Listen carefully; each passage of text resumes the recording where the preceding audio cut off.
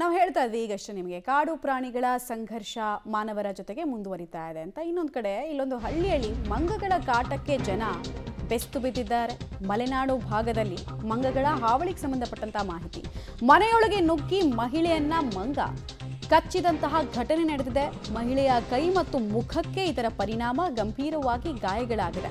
ಚಿಕ್ಕಮಗಳೂರು ತಾಲೂಕಿನ ಶಾಂತವೇರಿ ಗ್ರಾಮದಲ್ಲಾಗಿರುವಂತಹ ಘಟನೆ. ಮನೆಯಲ್ಲಿ ಕೆಲಸ ಮಾಡಬೇಕಾದ್ರೆ ಆ ಮಂಗ ಏಕಾಏಕಿ ನುಗ್ತು, ಆಕೆಯ ಗ್ರಾಚಾರ ಕೆಟ್ಟಿತ್ತು, ಆಕೆಯ ಮೇಲೆ ದಾಳಿ ಆಯಿತು. ಚಿಕ್ಕಮಗಳೂರು ಜಿಲ್ಲಾಸ್ಪತ್ರೆಗೆ ಗಾಯಗೊಂಡಂತಹ ಮಹಿಳೆಯನ್ನ ದಾಖಲು ಮಾಡಲಾಗಿದೆ.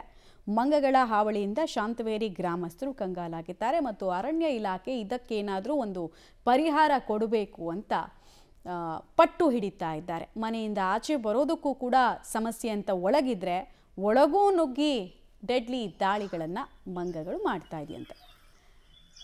ನಾವು ಹೇಳ್ತಾ ಇದ್ವಿ ನಿಮಗೆ, ಅಂದರೆ ಒಂದು ಈ ಮಂಗಗಳ ದಾಳಿಯಿಂದ ತಪ್ಪಿಸ್ಕೊಳ್ಳೋದು ತೀರಾ ಡಿಫಿಕಲ್ಟ್ ಇರುತ್ತೆ ಈ ಕಾಡು ಪ್ರದೇಶದಲ್ಲಿ. ಅದರಲ್ಲೂ ಮಲೆನಾಡು ಭಾಗದಲ್ಲಿ ಹಂಚಿನ ಮನೆ ಇರುತ್ತೆ, ಒಳಗಡೆ ಎಂಟ್ರಿ ಕೊಡೋದಕ್ಕೆ ಮಲ್ಟಿಪಲ್ ಡೋರ್ಸ್ ಇರುತ್ತೆ. ಯಾವುದೋ ಒಂದು ಕಿಟಕಿ ಭಾಗದಿಂದನೋ ಅಂದರೆ ಸ್ವಲ್ಪ ದೊಡ್ಡ ದೊಡ್ಡ ಜಾಗದಿಂದ ಎಂಟ್ರಿ ತೊಗೊಂಡು ಮನೆಯೊಳಗಿದ್ದಂತಹ ವಸ್ತುಗಳನ್ನೆಲ್ಲ ಚಲಾಪಿಲಿ ಮಾಡಿ ಮನೇಲಿ ಏನಾದರೂ ಫುಡ್ ಸಿಗುತ್ತಾ ಅಂತ ನೋಡಿಕೊಂಡು ದಾಳಿ ಮಾಡಿ ಹೋಗ್ತಾ ಇರೋ ಘಟನೆಗಳು ಮೇಲಿಂದ ಮೇಲೆ ದಾಖಲಾಗ್ತಾ ಇದೆ.